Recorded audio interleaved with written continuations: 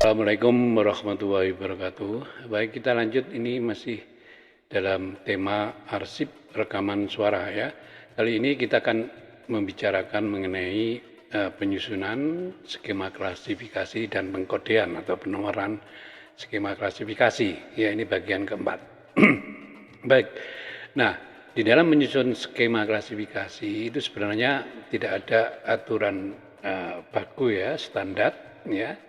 Apalagi ini arsip rekaman suara. Jadi arsip rekaman suara itu pengkodeannya bisa menggunakan SR atau apapun ya yang yang memayungi subjeknya, sound recording ya. Anda bisa menggunakan SR atau apa ya, terserah ya, ini bebas. Kemudian di situ kita kelompok-kelompokkan dari skema klasifikasinya, misalnya rekaman kaset atau arsip kaset. Kalau Anda tidak suka pakai istilah rekaman, Anda bisa menggunakan arsip kaset. Ini diberi kode AR, rekaman riset ya, maaf, ini rekaman. Jadi arsip rekaman suara hasil penelitian, Anda bisa memberi kode misalnya RR atau arsip riset ya, AR, terserah. Nah, kemudian baru menggunakan ini numerik. Nah, 00 ini misalnya riset tentang suku Baduy, 01 riset tentang apa ya, dan seterusnya. Nah, kemudian di dalam sound recording selain ada rekaman riset juga ada oral history ya, oral history. Ya, Anda bisa menggunakan kode OH.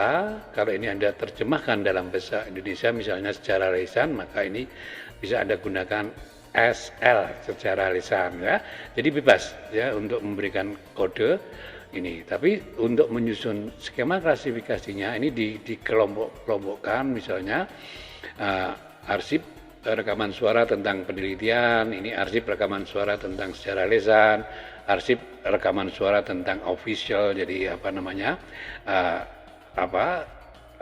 suara resmi, misalnya rapat-rapat atau rapat direksi atau apa ya yang direkam. Kemudian rekaman suara educational, rekaman suara yang berbentuk pendidikan ya.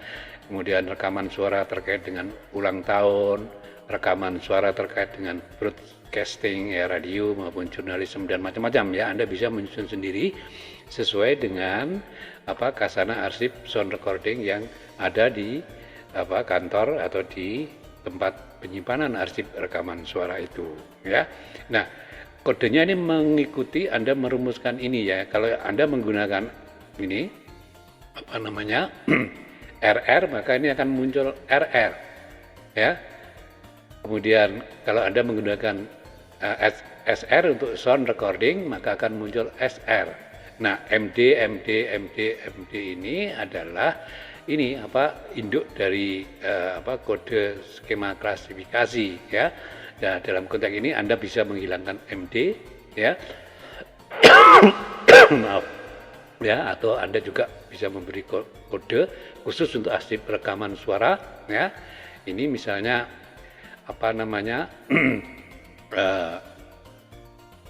AR, arsip rekaman suara, untuk membedakan yang bentuk sound recording ini SR ya, dan seterusnya.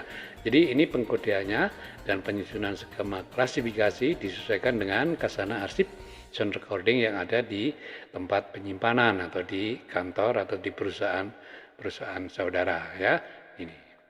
Nah, kemudian setelah skema klasifikasi ya, itu sebenarnya ini, jadi ada proses yang disebut pengelompokan ya. Jadi semua kaset atau arsip rekaman suara dalam media kaset atau media CD itu setelah diidentifikasi, maka harus dibuatkan indeks. Tadi ya, bagian ketiga itu kita sudah membahas mengenai bagaimana menyusun indeks interview content ya. Nah, kemudian skema klasifikasi arsip sound recording ini disusun berdasarkan jenisnya. Nah, kemudian diikuti dengan rincian masing-masing ya dari jenis-jenis itu yang kemudian dikelompokkan ke dalam pokok masalah, submasalah, dan sub-sub masalah ya. Nah, setelah dikelompokkan seperti itu ya, kemarin kita sudah melakukan manuver ya, manuver juga berdasarkan ini skema klasifikasi. Jadi disusun berdasarkan skema klasifikasi yang dibuat oleh perusahaan atau kantor yang bersangkutan. Nah, ini. Nah, kemudian ini jadi pengkodean atau ini baik di kartu identifikasi maupun nanti di skema klasifikasi ya, itu harus sama ya. Misalnya kode AKOH-HB_1. AK ini arsip kaset. Ya, kalau medianya CD bisa pakai AC arsip CD atau AD arsip DVD ya. Yang penting kode ini tidak sama dengan kode-kode yang lain, harus berbeda ya. Ini contohnya mengenai oral history, ini pokok masalahnya sejarah lisan, maka ini diberi OH. Kalau Anda menggunakan sejarah lisan, maka ini SL ya untuk pokok masalah. Dan kemudian berikutnya submasalahnya ini mengikuti ya. Kalau biografi ya biografi ya, kemudian baru diberikan nomor urut sesuai dengan jumlah media rekam arsip rekaman suara itu ya. Kalau jumlahnya 10 maka nomor urutnya nanti akan jadi 1 sampai 10 ya. Begitu cara memberikan kode untuk skema klasifikasi. Dan nanti juga kode ini juga berlaku untuk ini kartu identifikasi dan juga untuk daftar arsip ini ya, rekaman suara atau finding aid ya, daftar temu kembali arsip rekaman suara. Ini pengkodeannya harus sama ya.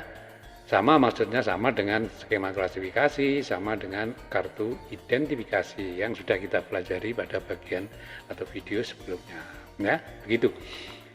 Baik, nah kita lanjut. Jadi ini contoh lagi ya, ini misalnya kode seperti ini ya, ini sub masalahnya ini anniversary, ini ulang tahun, ini misalnya dies natalis dan seterusnya. Jadi pengkodean ini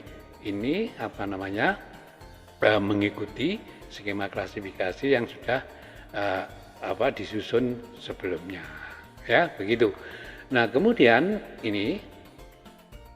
setelah itu dilakukan penyimpanan. Jadi setelah manuver maka arsip kaset atau arsip rekaman suara itu disimpan dengan cara ini disusun secara vertikal dengan punggung kaset menghadap ke atas. Ya, kemarin kalau kita memberikan indeks interview content ini kan di punggungnya itu ada kodenya dan ada logonya juga dan ada subjeknya. Jadi bisa dilihat subjeknya di sini, misalnya ini kaset ya, bisa dilihat di sini subjeknya apa, dan ini nanti diberi guide per subjek per masalah itu ya. Ini tergantung dari skema klasifikasinya, cara menyusunnya juga sesuai dengan skema klasifikasi ya. Jadi urut mulai dari depan sampai ke belakang terus sampai habis ya, begitu cara menyimpannya. Sesudah arsip rekaman suara tersebut diberi kode dan kemudian sesudah dimanuver sesuai dengan skema klasifikasinya ya. Oke.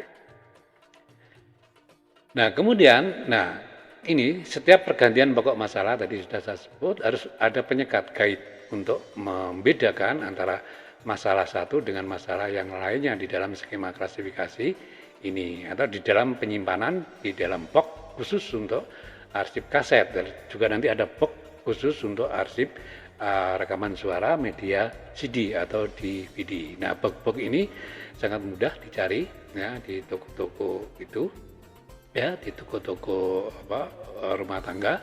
Ini ada beberapa box, atau kalau enggak bisa pesan di Bantek ya. Bantek itu banyak sekali ya tentang ini ya.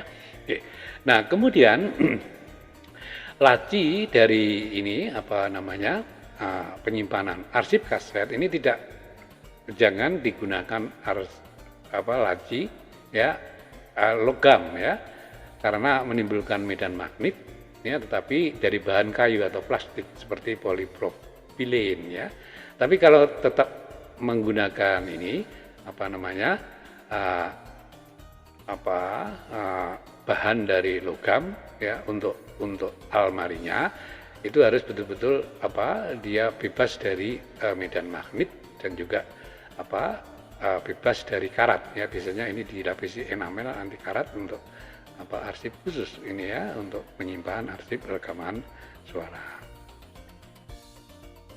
Tuh, nah kemudian ini untuk laci bisa lihat di contoh nanti di bawah, dan biasanya almari harus dalam kondisi bersih ya, juga disimpan di ruangan yang aman ya, bersih, dan juga ventilasinya cukup, dan tidak boleh ada sinar matahari masuk secara langsung. Dan biasanya suhu ruang simpan untuk arsip kaset tadi, media pita kaset, itu antara 18 sampai 22 derajat Celcius, dan kelembabannya itu antara 45 sampai 55%. Nah, kalau bisa digunakan penerangan ini untuk lampu neon ya, jangan lampu pijar ya, lampu neon yang dilapisi pelindung ultraviolet. Dan ini sekarang bisa Anda beli di toko-toko lampu, itu ada lampu neon yang sudah